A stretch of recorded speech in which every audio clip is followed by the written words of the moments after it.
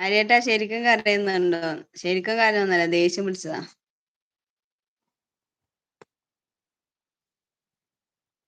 ഞാനിവിടെ ഇരുന്ന് ലൈവ് ഇടാൻ വേണ്ടിട്ട് ഇവിടെ ടെറസിന്റെ മേലെ കയറി വന്നപ്പോഴത്തേനും രണ്ട് പിള്ളേരുണ്ടായി ഇവിടെ. അവര്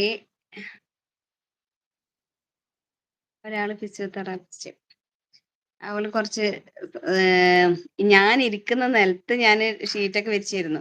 അവള് നിലത്ത് വന്നിരുന്നിട്ട് എന്നോട് സംസാരിക്കും, എന്റെ അടുത്ത് വന്നിരുന്നിട്ട്. എങ്ങനെയാ പറയാ, അപ്പൊ